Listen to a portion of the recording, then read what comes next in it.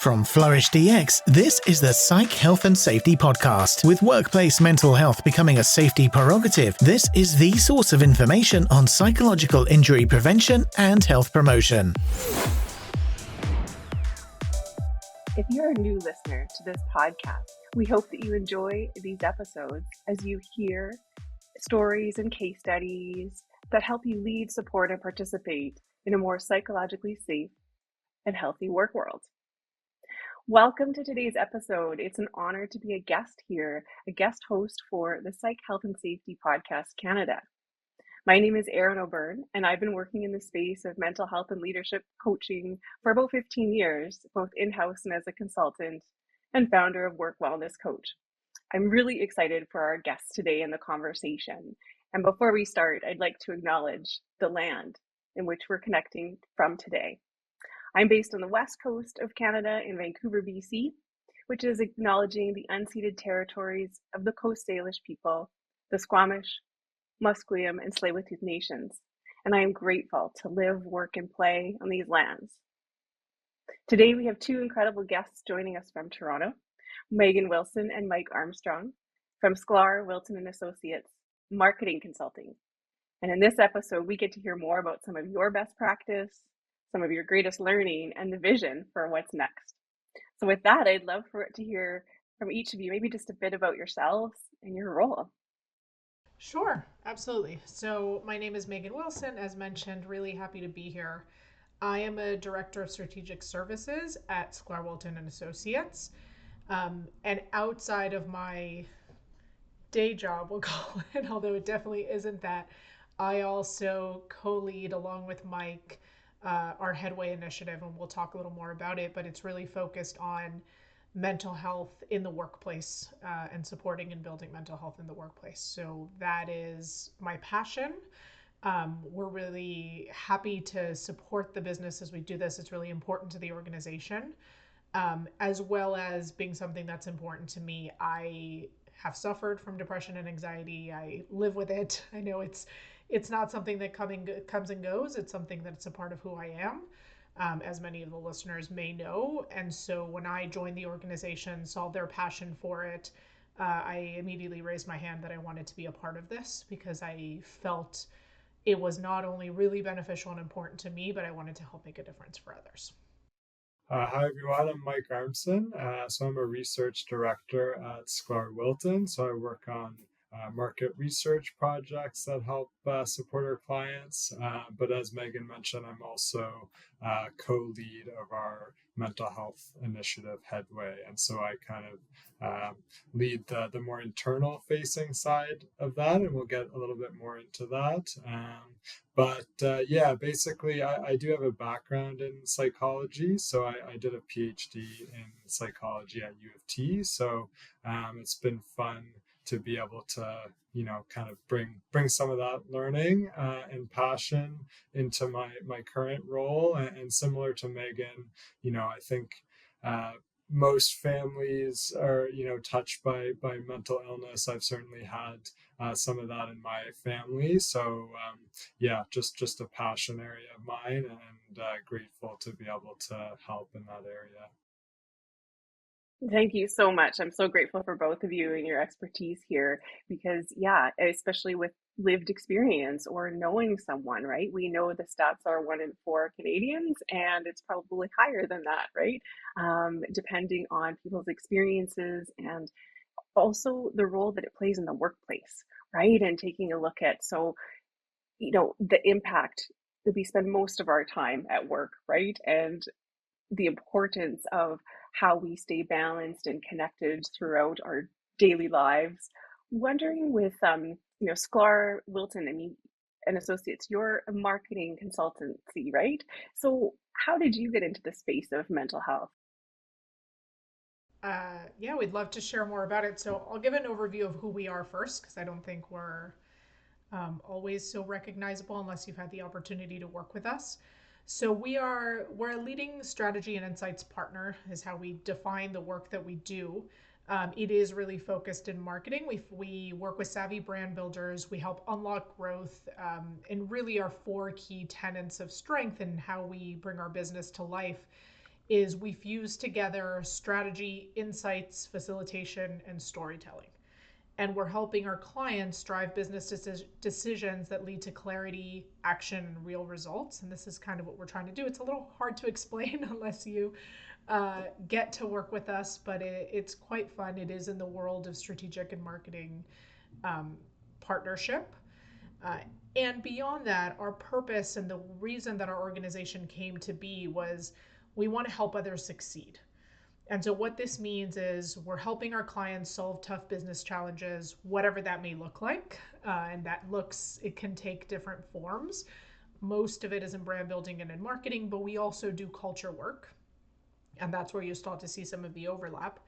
And then very importantly, we want to help each other. And this is when we think about our internal team. We want to help each other be the best version of ourselves. We are a people-led business. Like, our people are our resources. And for that reason, the team really prioritizes the people within the business. So we have two branches of how we have gotten into the mental health and well-being space. I'll let Mike tell us a little bit about the internal and how that came to be. Yeah, so as Megan was saying, our purpose is really to help others succeed and to help our clients succeed. But we know that to do that, that really starts with our own team kind of succeeding and thriving at work. And that's really, a belief of ours. So that's where our whole person development team comes in. And so this is our team that's dedicated to well-being of our employees, and our goal is to help our team thrive by ensuring that they're equipped with the tools they need to strengthen their well-being in 4 different pillar areas. So those are physical, mental, professional, and financial well-being. And so in general, this is our more internal facing wellness initiative, and I'll let Megan tell you more about our external facing program, Headway. It's an interesting space that we live in. And I think we're talking about this idea of workplace well-being. It's been very critical to our organization for a very long time. But our story starts, unfortunately, a little tragically. In 2018, our founder, Luke Sklar, so we have 2 founding partners of our business, Luke Sklar and Charlie Wilton, we lost our founder, Luke Sklar, to suicide. So he was diagnosed with clinical depression in 2015. He suffered with it for 3 years and eventually died by suicide, which was an experience, as anyone who has experienced something like this before, that obviously changed us as people, as a business, as an organization. Like, it was a big shock to our system. And with this determination of turning our pain to purpose, being really inspired by who he was and what he was looking to do. Like, as I mentioned, our purpose of helping others succeed started with him. Like, this is how he lived his life. And so we took a look at our organization. We did a lot of things internally, which Mike will share more with you on how that came to life. But then additionally, we did want to help others. And so 1 year after his passing, so it was May 2019, we launched Headway, which is a bit of a sub-brand within, so it's part of Sklar Wilton. It is something that we put out there. And the intent was we wanted to offer business leaders beyond our 4 walls the tools, frameworks, and resources they needed to take that bold action and commit to creating mentally healthy workplaces. We wanted to shine a light on not only this insidious disease, but mental health as a whole, and how it impacts workplaces, and how we can all do a better job in creating these mentally healthy spaces. So we're aware, obviously, and I think you touched on this before, like, most of our waking hours are spent at work. It became really clear to us that we wanted to do more, that this was where, maybe not where it started for everyone, but you're bringing your whole person to work every day. There is a lot of people who are dealing with this, and work is impacting them. So how do we spark a movement, inspire action, and start to create change around well-being in the workplace? And that was really the birth of Headway 5 years ago, actually, almost exactly. With that intent, as I mentioned, of really helping business leaders create workplaces that embrace best mental health practices. How do we share those best practices, and how did we become a hub to help inspire that? So that is the birth of Headway. That's where it came from. And obviously in the last few years, it's evolved a bit, but it's a great thing that we get to do. It's incredible to hear, and that idea of taking, or that concept of from pain to purpose, right? And suicide does affect a lot of us. Government of Canada stats are there's 4,500 people in this country that die by suicide every year. That's 12 people a day. And then on top of that, you've got more than 200 attempts. And that's kind of what's reported. That's an estimate.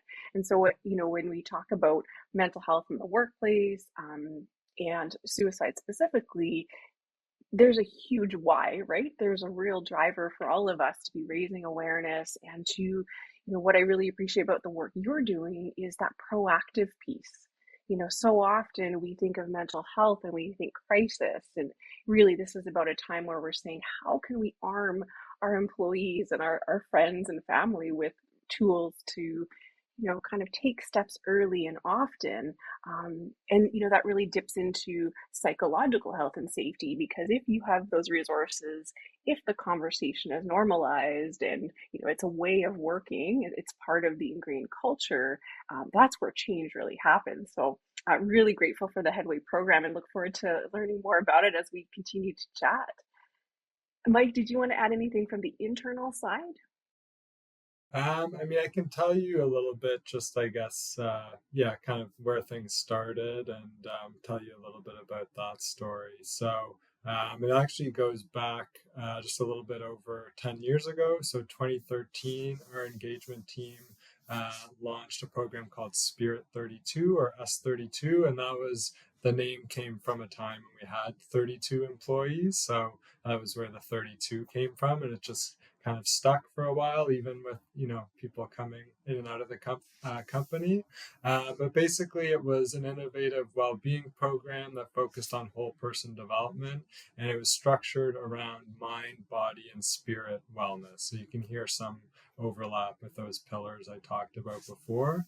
And so it was designed to equip our team with a toolkit to help with things like work-life balance, physical, mental health, and overall well-being.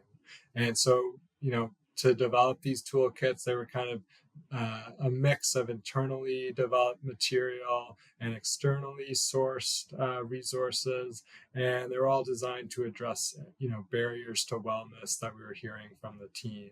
And each year we've created new content modules that are tailored to our employees' evolving needs. Obviously, needs change over time, especially, more recently with things like the pandemic.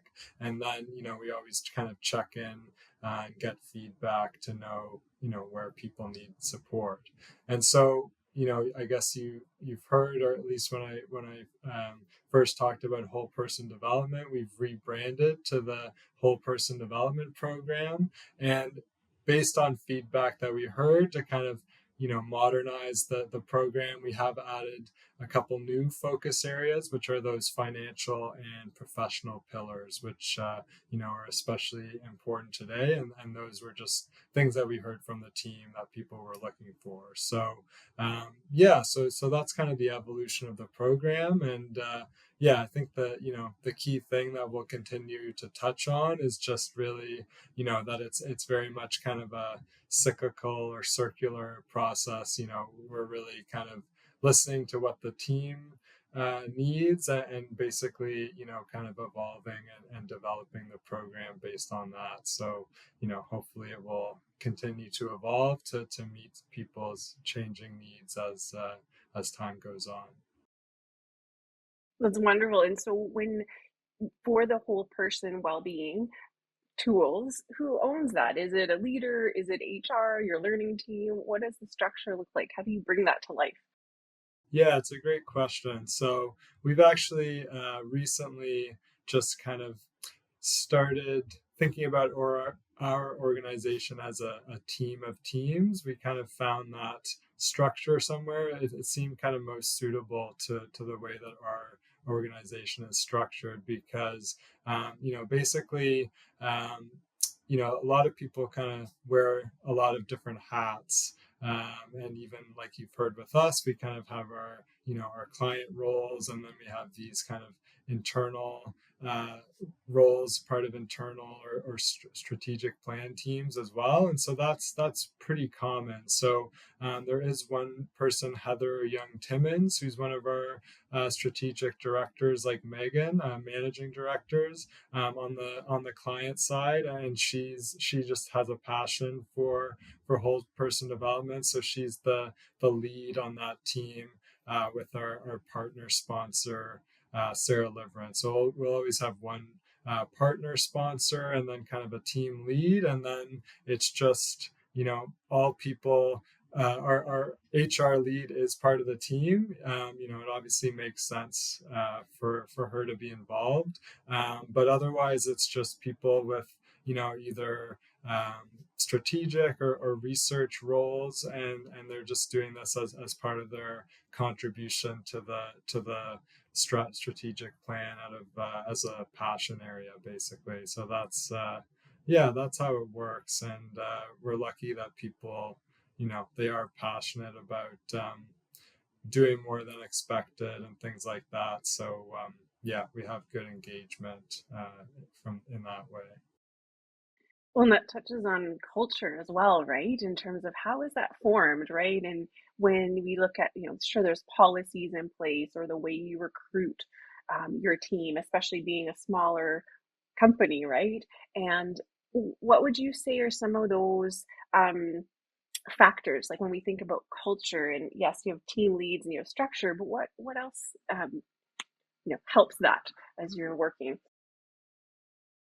I would say it starts really with hiring. I think we have a pretty, a type of, not that we of course like are looking for diversity and things like that. And we have a colors survey that we look at people's different working styles, and people are very kind of spread out on that, the color spectrum. So we have quite a mix of different working styles. But I think, everyone that works for a company is like-minded in a certain way, in terms of wanting to help others, kind of doing more than expected, hardworking, smart, things like that. So there is, I think everyone comes in wanting to contribute, and it's really so.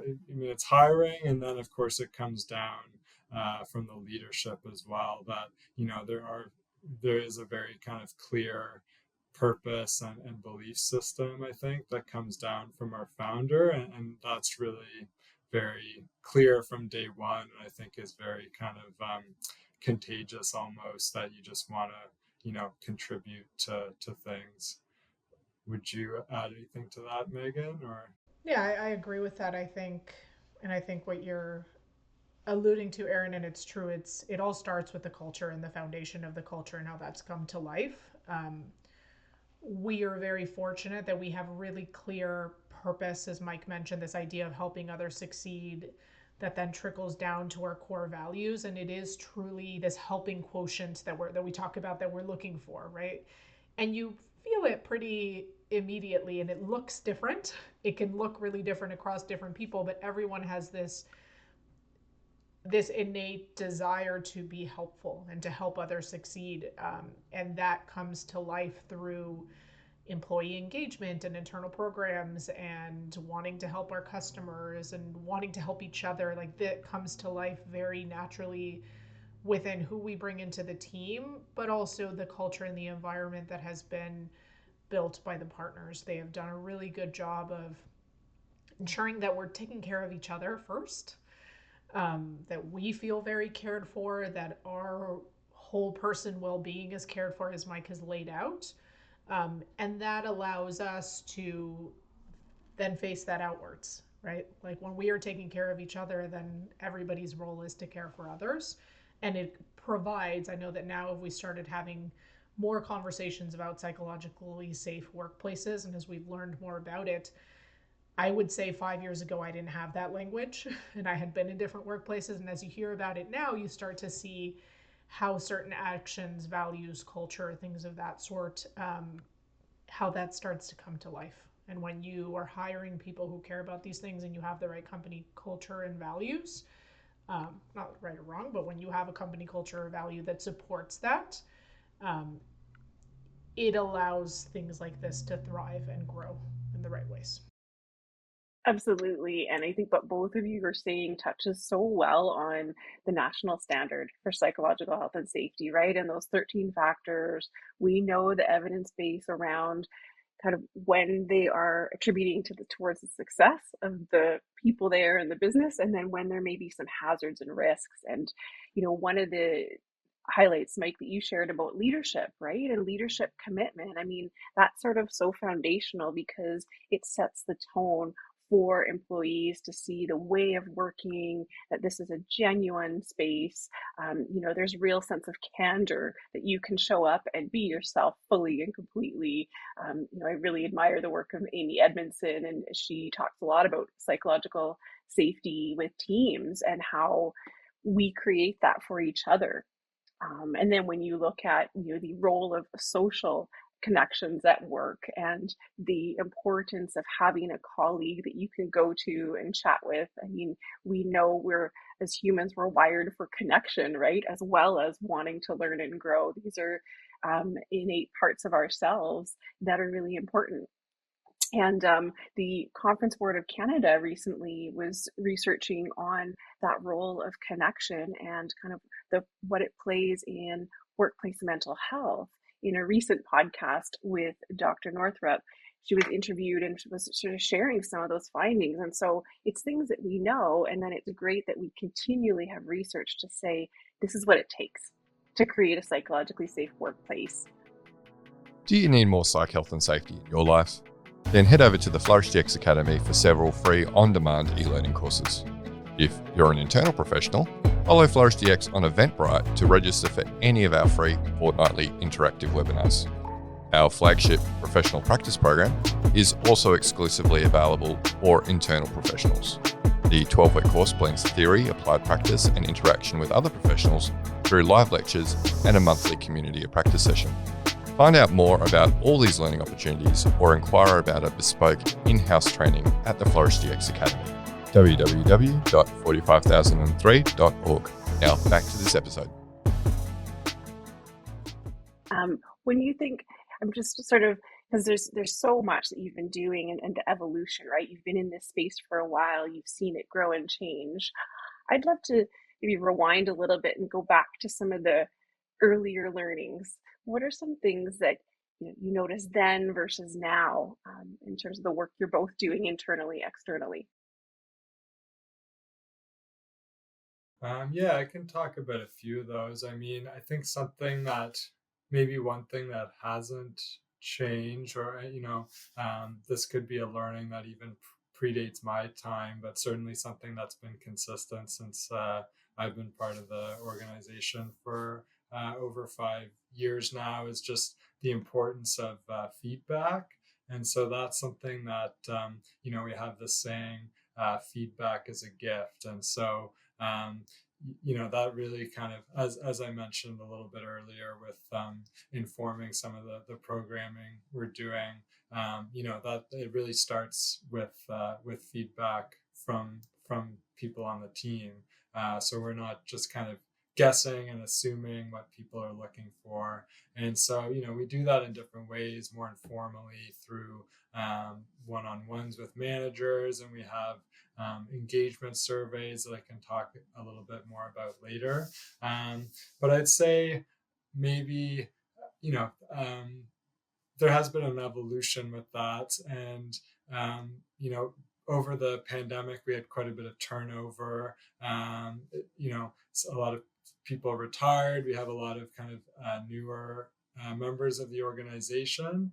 And so one thing that we have heard through our engagement surveys is people are looking even for more kind of open feedback, kind of more comfort around that, and just more comfort around, feeling comfortable speaking up, especially for newer employees, which, that is basically psychological safety. And so that was something we really focused on. We had a winter retreat in February, and it was all about, how to effectively give feedback. So that's something that we've kind of revisited.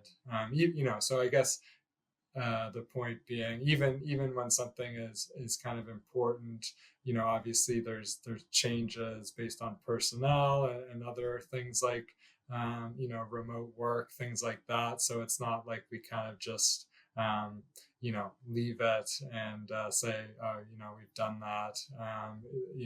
We revisited it, and I feel like there has been some positive change in that way of just we have kind of a language, like how to best give feedback, and so that's something that's that's been kind of a positive learning over the past year. That's great. It totally shapes culture, doesn't it? In terms of the way people communicate, how safe they feel to give feedback. Also, when they give feedback, how is the action taken, right? If it's organization wide. Anything you want to add, Megan? Yeah, I think we have seen a journey. I agree with Mike. I think feedback has been a huge part of it. But even as we think specifically about our journey with mental health within and without the organization, I don't think we have the perfect path, but we have seen a bit of a path of when we began this mental health specifically, which I think even internally started in 2018, as much as we had already been doing things before that. When we lost Luke, step one was take care of our team, right? So there was training, there was benefits, rejigging, like rethinking our benefits package, really thinking about training. But I would say almost the number one focus of the team for a period of time was awareness. And we see this, so we saw this within our organization, and as we work with other organizations as well, we see the same trends. Step one always tends to be awareness. How do you learn the right language? How do we start to bring this to the forefront? How do we start making people feel comfortable with the terminology, with what we're talking about, with the right words? And I know that a lot of this has changed in culture, but if you can imagine, even back in 2018 when we were facing this, it was pretty early. Within the space. So we see always step one in the beginning is awareness, training, benefits, like taking kind of those first couple steps. And then you start very slowly, probably moving to something that we've called acceptance, I think is probably what it's looking like. Okay, now I have the language, now I'm starting to understand the value, because most people aren't going to get there right away unless, again, unfortunately, many people live with it and experience it, but not everybody does. And so as we start to gain awareness and understanding, then comes acceptance, that this is something that is happening. This is something I have to pay more attention to. Maybe there's a little curiosity about the actions and how we're changing our own behaviors to impact it. And then what we've seen as the next step as we go through our own journey, and again, it isn't exactly like this for everyone, is the beginning of enculturation. So how do things within the company start to change? And even within our culture, which was strong and had these great values to begin with, it took us some time to get here. Like I would say, I think Mike and I started talking enculturation last year, maybe, where we're like, actually, people are telling us they feel equipped, they have the right language. When someone comes to them with a concern, they are well trained to respond. They know where to point them. They know what the resources available are. They know how much or how little to get involved. They have language. And then there's the bigger things I think we've been discussing within an organization, like feedback, which is huge, which is kind of that, and it's two-way for us, absolutely. That two-way, open, honest, vulnerable conversation, well-intentioned. The intent is that we're helping each other learn and grow. There are things like vulnerability and sharing and communication that become really big when you start to enculturate within an organization. Is we're starting to feel comfortable talking about it. Is it to everyone? Is it to some people? Is it to a friend, to HR, whoever that may be, your manager? It might look different for everyone, but when you start to create a culture where people know where to go, know the resources available, know who to talk to, have someone, every single person within the organization starts to have someone that they can turn to and they can talk to. That's for us, I think, been a big turning point that we're pretty excited about. And when So this has been a little bit of our journey. As I said, it doesn't look the same for everyone. Others might have different experiences. There might be steps that we're missing, but it's a bit of how we've seen it. And then as we look to help other organizations, it's also trying to understand, where are they? How do we guide them through it? It's not always smooth. There's going to be pushback. How do you start to explain? Well, you might be very early in the stage. You might have some people that are further along, but some that are further behind. There are so many reasons for why this occurs, and how do we keep people motivated to keep going, right? And to keep prioritizing it, making it important, talking about it, taking steps. And the more we can give examples and share what it can look like, and share tools and tricks and a plethora of tools and tricks and a lot of options, it's not by no means is it a one size fits all. And I know that's something we've learned internally as well, is there might be one thing that's going to work really well for one person. And maybe that's okay, right? As long as you have options for the rest of them and you're providing resources that hopefully can meet as many people's needs as possible. But it's hard. And I know we learned this internally. It's not easy. It's not going to be a process that's necessarily pain-free for anyone. So how do we support? So as the more we learn internally, and thankfully we have a really, besides our Helping Quotient, I think there's curiosity in learning and the desire to go out and figure it out and be like, okay, you know what? This didn't work. Fine. Let's try something else. And as we rotate through things like that, and we have tried so many things. Some things work great in the moment. Some things work great longer term. Some things don't work at all. We can throw them out and we're perfectly comfortable saying that didn't work for us. But as we've gone through this, and even as we've talked to other organizations, we start to build our toolbox, right? And I think in mental health, we talk about our toolbox a lot, or what are all the different things this could look like, and how can we start helping and inspiring workplaces to design programs that are going to best work for where they're at and meeting them where they are. It's amazing. You touched on so many great points, Megan, that thank you, because, part of it, you talk a bit about this sense of clear expectation. Like, do people have the resources they need to do the work that's needed, and creating awareness and understanding around the mental health components, how they're unique for people, right? That's a huge component. And then you also just touched on the vulnerability and the culture change, and that can take time, because certain workplaces or departments, there can be subcultures, right? And so we could definitely chat more about what are some ways people can try things out, right? And this is really what it is. It's an iterative process. It's never one and done. And Megan, you're also reminding me of kind of that, the standard model for health and safety, right? When you have that personal protective equipment, the PPE triangle, right? And it's kind of like, you look at the risks and you look at what's going to support the majority affected. But let's take a look at broad, foundations, and then start to pare down the resources into, okay, what do individuals need? And it is quite a balance between how do you meet the needs of individuals and the organization at the same time all together. There's a lot to it. Yeah. It's not easy. I think we know that for sure. Yeah, what would you say were some of the biggest challenges? Like when, maybe Megan, from your side, some of the clients, like where they're, they don't have that leadership commitment, or, they're not sure where to start. They're at a different phase in the journey. What would you advise them?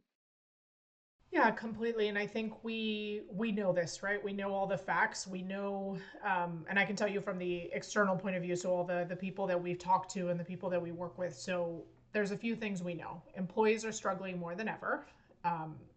Those global levels of stress and burnout continue to rise. We see those stats.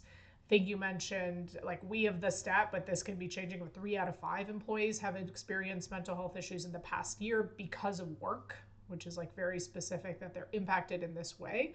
And 1 in 3 employees and managers report being more stressed now than they were 5 years ago. And these are very basic stats. We know there's so many more, but we know that employees are struggling. And it's whether these struggles have increased, it's possible, whether we have the language now to talk about it and the openness and the conversation, because we can talk about this in circles, and maybe necessarily hasn't changed so much, but for whatever reason, it is out in the open now very positively. We are aware of it and we are talking about it. So we hear that pretty consistently from everyone who is coming to us with oh my goodness, my employees are really having a hard time, that is usually the first thing we hear. As a result, of course, then businesses are struggling. Now, this is where the workplace organizational piece comes in. Like, not only are your people potentially hurting and struggling and not at their best, but this impacts work. So we have 500,000 Canadians that are missing work each week due to mental health conditions. Canadian employers are reporting challenges like filling roles, downward trends in employee retention. It's a challenge. They're having a hard time with their organization. There's an impact whenever someone goes out. And I think this is when we get to those extremes, right? Which is why we want to start earlier. Whenever someone is off on leave because they need to deal with a mental health issue that has become a crisis, there's an impact to the rest of the team. There's an impact to the organization. And it affects the bottom line, right? Like, you have 56 billion in projected annual cost to the Canadian economy in lost productivity from when people go out. The flip side of that is that we actually have stats that tell us that for every dollar spent on treatment, there's a $4 return on investment in that better ability to work.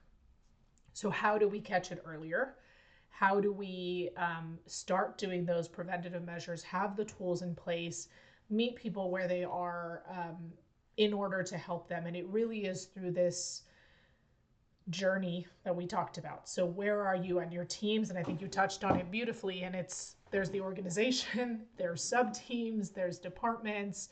It might look really different for your office and your back office. We have had so many conversations around, what does it look like at a warehouse level for organizations that have warehouse workers? What does it look like in the sales org where they may not be in office all the time? And so the culture even looks different. Like, all of these things come into account. So we are hearing very often people come to us with the struggle. We know what this looks like. We have so many facts to support it. And then a bit of the disillusion is the piece that comes next. We've tried things, it's not working. We're not impacting employees in the same way. We did this, they still left. Like, there is a lot of, I think disillusionment is the best word, of we're trying and nothing's happening. And that's where we want to reinforce this idea of it takes time. It's not overnight. Not everything works for everyone.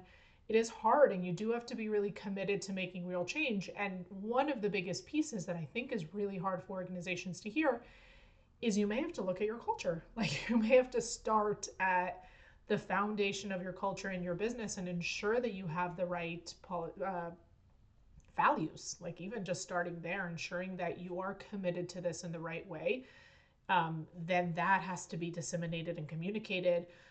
Open and honest two-way communication and vulnerability is not something that everyone has innately, and it's a very difficult thing to do. And even when you have senior leadership committed, even when you have investment, even when you have the people saying, I'm willing to do this, it's still going to be more complicated than you think it is. And we want to reassure people that that is okay, right? Like, let's kind of take a breath. Let's know that everything we do matters. You have to hang in there. You have to be ready for this. And you have to be ready to try different things. And kind of, as we mentioned before, this idea of you can try something and it works great. You can try something and it doesn't, and that is okay. Like, you still have to do something. You have to take that first step. You have to move forward. You have to intend to make some changes. Yeah, and it is about educating employees, saying we're trying this, and it's that, getting the employee voice. What do you need? How can we help you? And Mike, you mentioned employee engagement, so I'd love to hear a bit about that. And Megan, what you're saying about the stats, right? The research is there, like Dialogue Canada, Mental Health Commission of Canada, Mental Health Research Canada, it all points to we're seeing a trend, and whether it is an increase in experience or awareness and language, or both, and coming out of the pandemic, I think we're all a little bit more level set in terms of our awareness and impact. So that's where the conversations are rising when we talk about things like depression, anxiety. Those seem to be the common workplace experiences. And when we look at the psychosocial factors from the national standard or the ISO, it's really saying, reasonable job demand. Because if that's not in place, that of course, anxiety can be on the rise, stress is going to increase. If you don't have clear expectations or a sense of life work balance as much as is possible, right? And to sort of having the tools and framework to say, are we really looking at, sure, we've offered some wellness activities, but have we really looked at what's underpinning those stressors, right? Have we really done a risk assessment to say, how is our job designed? Are our expectations for employees in this role realistic? What needs to pivot from a systems perspective? And then also that kind of soft side and the behavior of leaders and employees. Yeah, do we have those feedback loops to hear when there are problems? Yeah, Mike can share a lot about our learnings, like even what we've learned and what we look to incorporate as we work with other organizations. Yeah, for sure. Yeah, I was going to say, I think all of our kind of learnings and recommendations that we make to other organizations really come from our own experience with our team. And so, no surprise, I think a lot of challenges and learning came out of the pandemic and how things have kind of changed and evolved since then. So, I think during lockdown, people were working really hard, long hours, and running into burnout. And so, I think one learning for us is just that the importance of taking breaks to beating burnout. And that's something that we encourage kind of within the workday, go out, take a walk, get some exercise, do a workout. And that's kind of helped by our true flexible hours policy. So we don't operate kind of within a traditional 9 to 5. So basically each employee has a set number of hours, like a target for the year. And they basically have to work those hours over the entire year, but how they allot those kind of within each week, within a day, is entirely up to them. So that really, having that structure really allows for people to, go, if you're having a bit of a tougher day, need to get out, go take a walk. You don't feel like you have to, make up the 2 hours the same day or something like that. So I think that really helps. And then we even have partner gift days, which are an extra day that falls on all long weekends that started during the pandemic when just people needed some extra time to kind of recover from the week every so often. And so I'd say coming out of the pandemic, we've stayed fully remote, which is again kind of based on just what our team wanted. I think the majority, it was very loud and clear that people liked the remote work environment. And so so we have stuck with that. But the challenge, I guess, it's been a bit of a balancing act. People still do want connection, and that obviously is really important, just in general as a human need, and also just to kind of keep the culture of the organization alive. So we've landed on a pretty good cadence. Like we do have a physical office space at a co-working space in East Toronto, and so we have monthly kind of full team days where everyone comes in. There's some connection, of course, that happens, but then there is some content as well. So things that we work through as a full team. And then we have, like every summer, we have an offsite, a retreat where we go away that's entirely focused on building connection.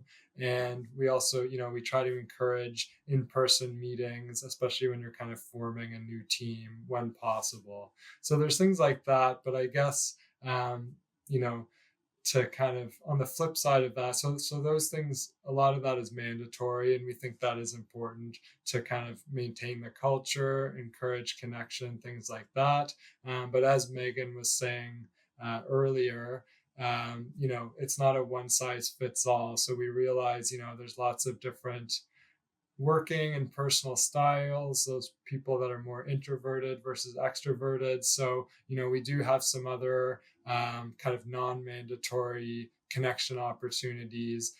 So basically a quarterly social event that's not mandatory. That's just something fun, like we've done a boat cruise or bar games, things like that.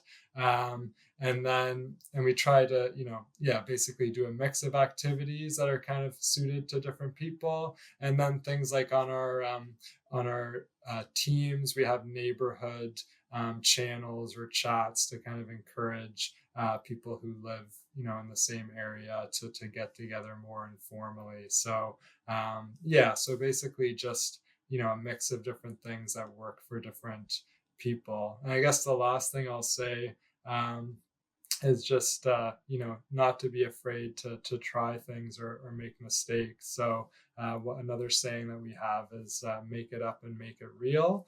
And so that's just the idea of, if you have an idea, just try it. And we haven't necessarily had a roadmap for any of this, going back to 2013 when our internal program started, S32. But it's really just about trying different things out based on what we're hearing. And, if it doesn't work, then we kind of course correct and pivot and go that way. But it's really, I think probably, I imagine Megan would agree that a problem for a lot of organizations is just getting started and kind of being afraid to get started and get it wrong. Whereas, if you just start, then you can figure it out, but it's really just about getting started.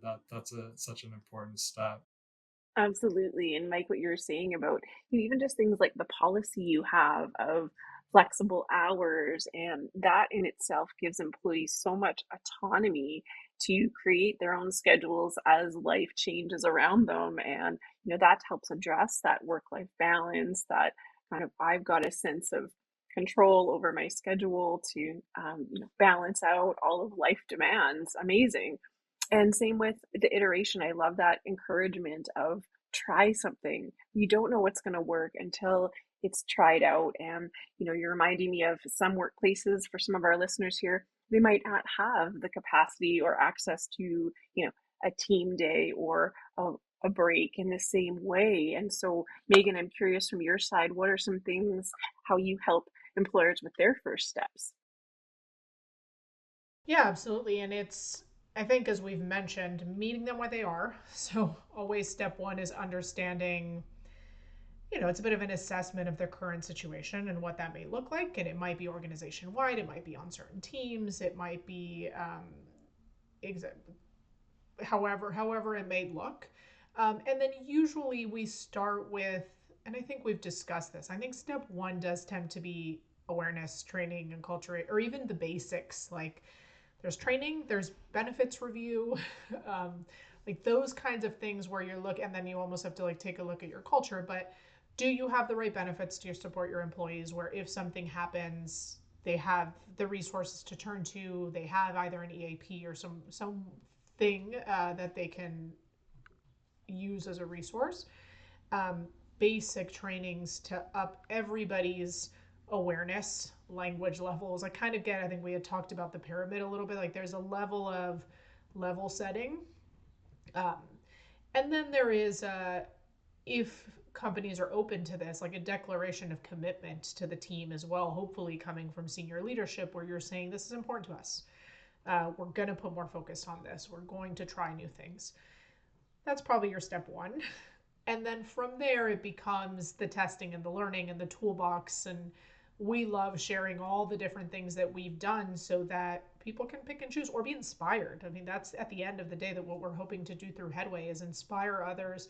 Maybe one of our ideas, something that has or hasn't worked for us, will be the thing that works for you, or that helps unlock a few things within what you're doing. Or it might be something different and it might inspire you to think differently. So is it your team needs more connection? Is it they need more breaks? Do we need to rethink workloads? Is it trainings, conversations? Is it even things like town halls, ask me anything to the leadership thing? Like things like that can work quite well in some organizations, where you just start to have that transparency and communication. Really that communication, as we know, is critical, starting to create that culture of connection. buddy system, employee resource groups. I mean, things that we hear about, but I think our biggest piece of advice, as Mike mentioned, is try something, start somewhere, take one step, whatever that might look like, where you're starting to do things. Open those communication and those feedback loops so you can start to hear what's working and what doesn't. And everything is, there's always going to be a voice of dissent. You're going to do something, someone's going to love it, someone's going to hate it. That's totally normal because it's not meant to be for everyone. But how do we start to create things that, as long as it's working for some people, and then we are starting to understand through, I mean, then there is deeper work that we can do, and we're happy to support through Sklar, and through, as I mentioned, we have a culture pillar where beyond our work on marketing support, we actually can sometimes go into organizations and say, okay, let's do an assessment, let's build a strategy, let's build a plan. Do you need trainings? We've got friends and resources and people who can help us and help you. We can lead you in the right direction. We can lead some of this if that is what's right. And if you're trying to truly solve a problem, it looks like it's like basic assessment, strategy building, action, and then measurement and try again, right? It's that loop. You always want to check, hey, is it working? Is it not? Do we continue? Do we change it? And I think that's kind of the way that we've been thinking about it. Yeah, absolutely. It goes back to what you're saying too, but toolbox, right? It's like, what are we going to try, and where do we start? A lot of the clients that I work with, some of the focus is also on what's going well. What are some things you're already doing that are supporting psychological health and safety? Because that can get overlooked. If we think about the factor of growth and development, that's a big part of a lot of workplaces. And so what are we doing to really take a look at, is this broad? Is this tailored and individual, right? Does it meet the needs of across the board, like you said, that level setting, and same with things like work-life balance. What tools do we offer? What culture do we have in terms of the way we hold our one-to-ones, the questions we ask in recruitment, even to help encourage a culture of well-being and saying, you matter to us, right? Mike, I'm curious about your experience with the measurement side, because you mentioned employee engagement survey. It would be great to hear a bit more about that experience, what you learned there.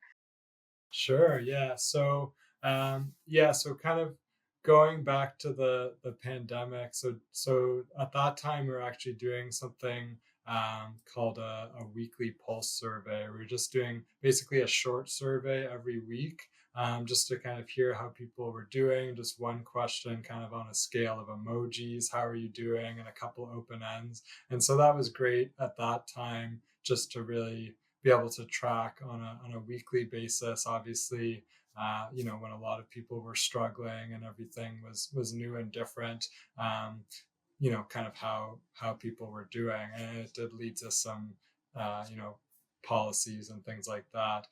Since that time, since kind of the more acute lockdown, we're finding we don't really need to hear from people weekly anymore. People don't need to take a few minutes out of every week for that purpose. But we do have our engagement survey, which before the pandemic we were doing once a year. And now, just to hear from people a little bit more frequently, we're doing it 3 times a year. And so we've kind of, found some efficiencies, I guess, in terms of the, fielding it, the reporting, things like that. We've built, we're lucky that we do have kind of a dashboard building side of our business. So we're able to kind of build our own dashboard to display the results. So we found some efficiencies with that. But yeah, we have, some very kind of direct metrics that look at psychological safety, I should say. So things like, are you treated as a full member here, regardless of your role? Do you feel like you can be yourself here? Do you feel your perspective is heard and respected? And then one that's just, this is a psychologically and emotionally healthy place to work. So those are some things that we track kind of on rating scales, as well as some mental health metrics as well. And another thing, we actually track reports of microaggressions and racial discriminations in the past 3 months. So obviously anonymously, but people just say if they've experienced that in the past 3 months to keep track of that as well. So I mean, in terms of a couple more kind of general recommendations, so I mean, generally our general kind of agreement scores on those quantitative metrics are quite high. We're fortunate that way, kind of mostly in the 90s.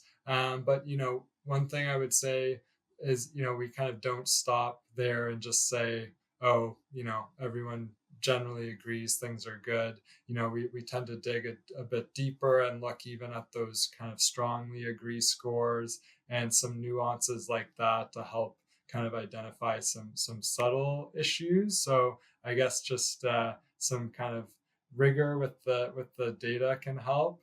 And one thing, you'll want to make the survey anonymous, but if there's way that you can capture a little bit of kind of identifying information like functional team, tenure, something like that, that will allow you to kind of cut the data, compare some different groups within your organization without identifying specific people, then that can really help. We don't actually ask for functional team because we're such a small organization that alone would be pretty identifying, but we do ask for tenure, and we found that that's been kind of pre-post pandemic in terms of when people started, and we found that that's been really illuminating in terms of identifying some challenges for new employees. And then I guess the other thing that I would say, so those are kind of all our more kind of quantitative questions that are really important to just track things with numbers. But one thing we found as well is that open-ended questions are really key.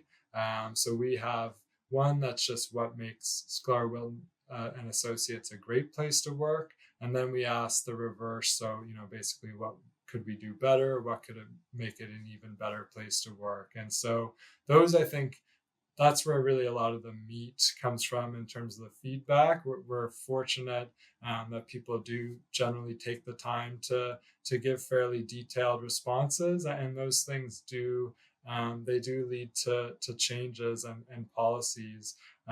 Things like kind of raising our pay ranges to match inflation came directly out of the engagement survey. Complete change of our benefits plan to what's currently a very innovative program with Green Shield came directly out of the engagement survey. So I think it's kind of a cyclical thing that people see that what they're saying on these engagement surveys leads to real change, and that's kind of motivating that when the next one comes, people are kind of diving right in and filling them out because they know that their voices will be heard, and we generally do have 100% completion of them. So so we've been finding that's been a really effective way to hear from our team. That's great, Mike, and wonderful to hear both the quantitative and qualitative aspects of your survey and then the action, right? Because that's where I think a lot of workplaces miss out is they ask for input and then the action plan isn't always as clear. Megan, anything from your side externally that, helping workplaces assess and review from their side? Yeah, I think I can just say Mike is definitely the expert in this space, and we bring him in. He has supported us quite a bit and been quite helpful in inspiring organizations. I think, as he mentioned, depending on where you are and what your needs are, it might look different. So when it was more acute, we were doing weekly. For us, 3 times works. For some organization, it might be 1. And how do you really optimize for your needs? So understanding what it is you need to learn, ensuring that your surveys or whatever feedback you have is ensuring that you're getting that information and then actioning it, right? So don't just ask for it. It really helps also build the psychological safety within organization when people see that their opinions matter. They're more likely to share when all of a sudden they see things that they're putting out there being actioned. So I think that's really helpful. And Mike has been super instrumental in sharing what we've learned, the different ways that that we're doing it, and then helping to tailor that depending on the different needs of the organization. Yeah, absolutely. And, going earlier on, we were talking about just the prevalence of this, the rise in awareness for this topic. And then it's a case of employers knowing, okay, what I know this is important, but what do I do? Right.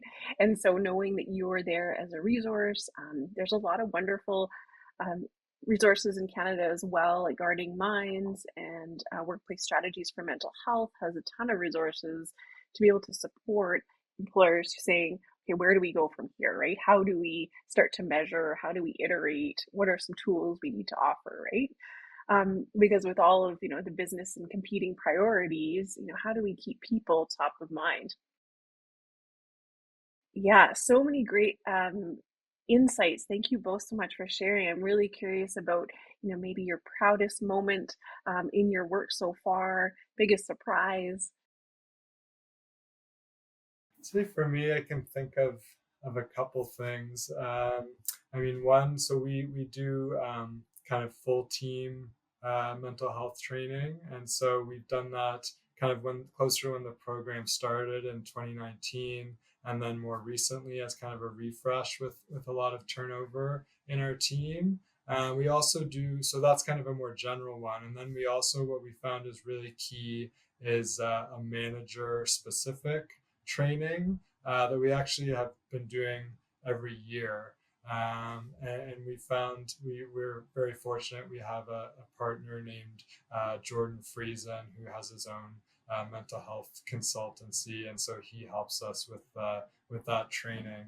And we have, unfortunately had some acute needs, some people out with mental health struggles, and we've heard feedback from their managers, basically with this manager training, especially that they felt very kind of equipped to help their direct reports who are struggling, who reached out to them. They knew what to do in that situation. So, I mean, to me, that's really, kind of the most gratifying to hear. Obviously you hope that those kind of situations don't arise, but if to hear kind of directly that the things that you're doing, the programming is really equipping people and setting them up to know what to do with that situation was really gratifying. So I think that's probably the one that stands out to me. That's a really great one, Mike, and I agree. I think that's one of the biggest things we've heard in the last couple of years that's pretty exciting. I can probably add two to that I've felt personally in the last few years as I've been involved. So one was we have our development planning. So most companies have a bit of an annual reflection and development planning period every year. We encouraged a few years ago, we have a really flexible plan. So after everyone has their evaluations, we present our professional development plans to our partners, our partner team. They're called our flight plans, with the intent of like, where do we want to go from here? Where do we see ourselves? Where would we like to grow? And we encouraged people a few years ago to add a well-being plan and to think about beyond professional, how do we start to share with the partners our own personal goals? So that might look different, obviously, for everyone. Is it that they want to, be more creative? Is it, I mean, in my case, I have young children. Like, I want to be a good mom. I want to make sure that I'm prioritizing that. Some of these work-life balance things come to life here, but it does require comfort and vulnerability to share. And I think we've heard from the partners that they're seeing it in many plans. And when the full organization comes to present to them, and it is, many levels above where they are, there is a comfort to say, hey, this is where I am. And it's really nice for the partners to be able to understand where people are, what their priorities are, how can we support and help each other through this vision of helping each other grow and helping each other succeed. How do we do that? So I think that's something I've loved to hear, and I know the partners are pretty excited about, that the team is being vulnerable. And then I'll share another small one. Is we recently celebrated the 5th anniversary of Headway. We had an event, as Mike had mentioned. Every month we come together as a team and we We brought in some fantastic speakers. There are some great people in this space that have some great stories to share. We brought in some speakers. We decided to open it up to our broader community through the lens of, we have some great content here. How do we share it with other organizations that we work with our friends and family? And we had this fantastic event with 2 speakers who came in and shared their own struggles. So we had Haley Peak come in to share her experiences with mental health in the workplace, how she navigated the mental health system. Such a beautiful, vulnerable, impactful speaker who I heard from so many people afterwards that they were like, I was so moved by what she was saying. I learned so much. I took so much away. It's making me rethink how I'm thinking about mental health in the workplace. And then we had a second speaker, Mohammed Leela, who used to be a war correspondent but has now launched an app called Goodable that's really focused on positive news. Also a really amazing, inspirational story that thinks about how the news and media affect our mental health and what we can do about it. But the fact that we brought these incredible speakers together, invited our broader team, it felt very convivial, like not just us, but our friends, our family, our clients, hearing everyone's feedback. It was like a really lovely moment for us as we celebrated kind of the 5th year of the Headway event. It was 6 years since Luke's passing. And it's really inspiring us to do more of that. Like, how do we find that inspirational content to share with others? So those are 2 things I know I'm really proud of. That was my second one as well, was the event. So I'll ditto on that one. Yeah, that's the helping quotient, really lived, isn't it, in terms of extending to a sense of community to the space and those around us, right? Really powerful examples, Megan and Mike. Thank you so much. Is there any other final words you wanted to share, insights?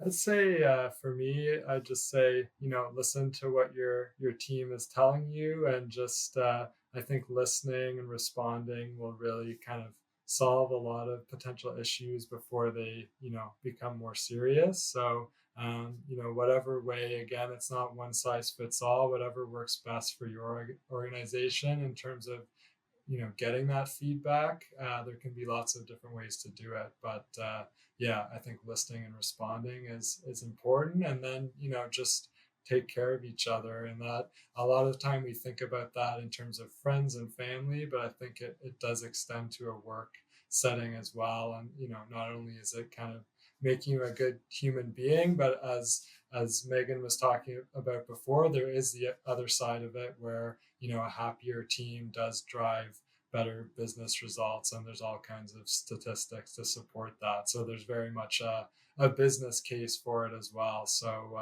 yeah, I think those are my kind of final words of wisdom. I love that. That's great, Mike. I'll just build to it. I know something that has been really life-changing for me working in such an amazing organization is this idea of communication. And it is candid and vulnerable communication, 2-way communication. Like the fact that we can go and talk to each other about anything and talk to anyone about anything. You can reach out to the partners, you can reach out to HR. It's just so critical to creating these psychologically safe environments, and really is the core of what they start to look like, and the difference sometimes when you are in a safe environment versus not. So how do we lead by example through that? How do we start rewarding, people can come forward and share where they're at and what they're feeling, and being really empathetic on the other end of it. So I think that's probably one that has been really big in allowing to create that comfort and authenticity within our organization. Yeah, it's come up throughout our conversation today, and I'm so grateful for, the culture, communication. We talked a lot about iteration as well, and awareness, right? That baseline, fundamental, where do we start, right? So thank you both so much for all that you do and all that you've shared. If our listeners wanted to get in touch with you, how could they connect? Yeah, absolutely. Reach out. So our company is Sklar, Wilton Associates. We can reach us through our website at sklarwilton.com, or we're on LinkedIn at Sklar, Wilton Associates. We also have a Headway email, so headway@sklarwilton.com. all of this will be on our website, but if anyone has more questions, wants to reach out, we're welcome. Always Mike and I are happy to answer questions and lead people in the right direction if anyone wants to find us on LinkedIn as well. Thanks so much.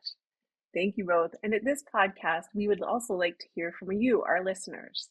You can contact myself, Erin O'Byrne, via LinkedIn or on my website, workwellnesscoach.com, or to our ongoing host, Kim McDonald, on LinkedIn or directly at 13factors.ca. We're always looking for topics and guest ideas, so please reach out. Check out our other episodes and guest topics, and if you like what you're hearing, spread the word. We need more of these conversations to be heard.